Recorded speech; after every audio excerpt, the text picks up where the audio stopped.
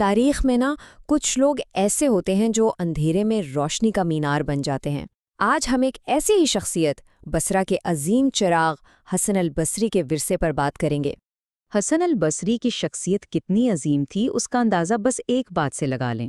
جب ام المومنین حضرت عائشہ رضی اللہ عنہا نے انہیں گفتگو کرتے ہوئے سنا تو فوراً پوچھا، یہ کون ہے جو صدیقین جیسی گفتگو کرتا ہے؟ اب سوچیں، یہ کتنی بڑی گواہی ہے جو ان کی شخصیت کی پوری گہرائی کو ہمارے سامنے رکھ دیتی ہے۔ تو آج کے اس سفر میں ہم ان کی زندگی کے 5 خاص پہلوؤں کو دیکھیں گے۔ سب سے پہلے وہ مشکل دور جس میں وہ روشنی بن کر ابھرے، پھر صحابہ کی صحبت میں ان کی پرورش کیسے ہوئی، اس کے بعد بصرہ کے ایک نڈر خطیب کے طور پر ان کا مقام، پھر دیکھیں گے کہ ان کے قول اور فعل میں کیسی مطابقت تھی، اور آخر میں وہ سبق جو ان کی زندگی سے ہم سب کے لیے ہے۔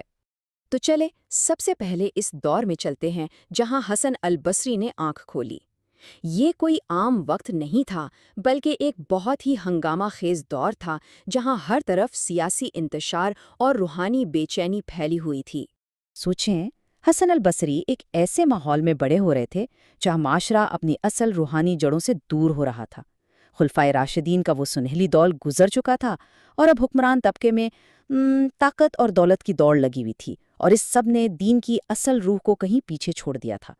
اور اسے اندھیرے میں حسن البصری جیسے لوگ امید کی ایک کرن بن کر ابھرے۔ انہوں نے لوگوں کو واپس اسلام کی سچی تعلیمات کی طرف بلایا۔ لیکن یہاں ایک بہت اہم سوال پیدا ہوتا ہے، آخر ان میں اتنی ہمت، اتنی حکمت آئی کہاں سے؟ اس سوال کا جواب دراصل ان کی غیر معمولی پرورش میں چھپا ہے۔ وہ پرورش جو انہیں صحابہ کرام کی صحبت میں ملی، اور یہی وہ بنیاد تھی جس پر ان کی اتنی عظیم شخصیت کی عمارت تعمیر ہوئی۔ تو ان کی زندگی کا آغاز ہوا 21 ہجری میں مدینہ منورہ میں۔ انہوں نے اپنے شروع کے سال وہیں گزارے، یہاں تک کہ انہوں نے خلیفہ دوم حضرت عمر رضی اللہ عنہ کے دور حکومت کے آخری 2 سال بھی دیکھے، اور پھر تقریباً 36 ہجری میں وہ علم کے ایک نئے مرکز یعنی بصرہ عراق منتقل ہو گئے۔ اب ذرا سوچیں کہ ان کی تربیت کرنے والے کون لوگ تھے۔ براہ راست وہ ہستیاں جو اسلام کی بنیاد تھیں، نبی کریم صلی اللہ علیہ وآلہ وسلم کی زوجہ حضرت ام سلمہ، قرآن کے کاتب حضرت زید بن ثابت، اور خود خلیفہ حضرت عمر بن الخطاب۔ مطلب وہ صرف کتابوں سے نہیں سیکھ رہے تھے، بلکہ اسلام کے زندہ نمونوں کو دیکھ کر سیکھ رہے تھے۔ اور نبوی گھرانے سے ان کا تعلق بہت ہی گہرا تھا۔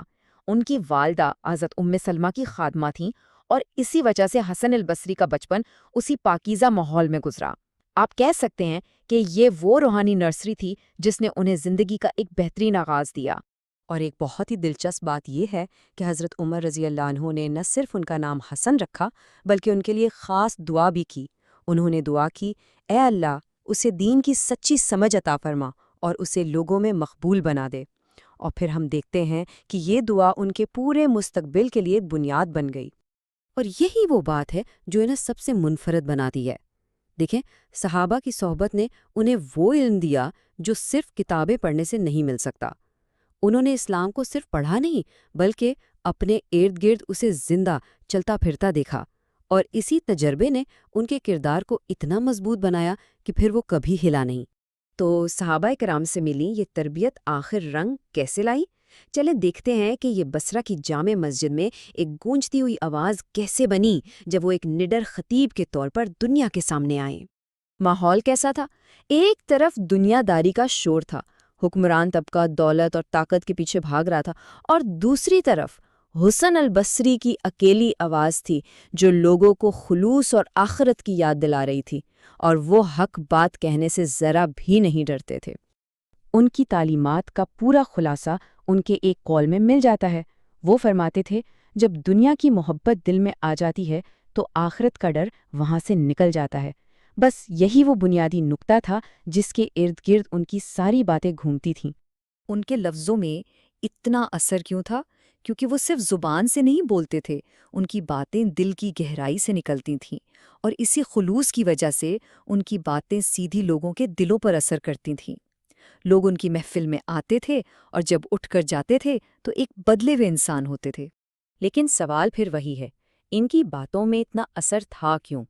جواب بہت سادہ ہے، ان کے قول اور فعل میں کوئی فرق نہیں تھا۔ وہ جس چیز کی نصیحت کرتے تھے سب سے پہلے خود اس پر عمل کرتے تھے۔ ان کے ایک دوست نے ان کے بارے میں کیا خوب گواہی دی ہے۔ وہ کہتے ہیں، اگر وہ لوگوں کو کسی کام کا حکم دیتے تو خود اس پر سب سے بڑھ کر عمل کرنے والے ہوتے، اور اگر کسی چیز سے منع کرتے تو خود اس سے سب سے زیادہ دور رہتے تھے۔ اس سے بڑی گواہی اور کیا ہو سکتی ہے؟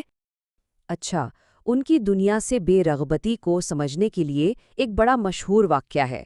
ایک رات ایک چور ان کے گھر میں گھس آیا، لیکن اندر آ کر اس نے دیکھا کہ چرانے کے لیے تو کچھ ہے ہی نہیں۔ اس کی ساری محنت بیکار گئی۔ لیکن اصل کہانی تو اب شروع ہوتی ہے۔ حسن البصری کا جو رد عمل تھا وہ سب سے حیران کرنے والا تھا۔ انہوں نے اس چور کو ڈانٹا نہیں، اسے برا بھلا نہیں کہا، بلکہ اس کے ساتھ ایسا سلوک کیا جس نے اس کی زندگی ہی بدل دی۔ یہی تو ان کے عظیم کردار کی پہچان تھی۔ ان کا طریقہ کیا تھا؟ بہت سادہ مگر بہت گہرا۔ پہلا قدم، انہوں نے چور کو مجرم نہیں ایک انسان سمجھ کر دوستی کی پیشکش کی۔ دوسرا قدم، اسے اپنے ساتھ نماز پڑھنے کی دعوت دی۔ اور تیسرا قدم، ہمدردی کے ساتھ اس کی رہنمائی کی۔ یہ واقعہ بتاتا ہے کہ کبھی کبھی لوگوں کو لیکچر کی نہیں، بس ایک اچھے دوست کی ضرورت ہوتی ہے۔ اور اب آتے ہیں اس سفر کے آخری اور سب سے اہم سبق کی طرف۔ ایک ایسا سبق جو ان کی پوری زندگی کا نچوڑ ہے اور جو آج ہمارے لیے بھی اتنا ہی اہم ہے جتنا اس زمانے میں تھا۔ حسن البصری کی زندگی ہمیں ایک بہت بڑی حقیقت سکھاتی ہے، اور وہ ہے اچھی صحبت کی طاقت۔ یہ بالکل ایک کمپاس کی طرح ہے جو چیلنجز سے بھری اس دنیا میں ہمیں صحیح راستہ دکھاتی ہے۔ تو ان کی زندگی کا یہ سبق ہمیں رک کر خود سے ایک سوال پوچھنے پر مجبور کرتا ہے۔ ہم اپنے ارد گرد کن لوگوں کو رکھتے ہیں؟ ہماری صحبت کیسی ہے؟ اور چلیں اس بات کا اختتام اس نبوی حکمت پر کرتے ہیں جو ہمیں بتاتی ہے کہ بہترین ساتھی کون ہے۔ حدیث کا مفہوم ہے کہ بہترین ساتھی وہ ہیں جنہیں دیکھ کر اللہ یاد آئے، جن کی باتوں سے علم میں اضافہ ہو اور جن کے کام آخرت کی یاد دلائیں۔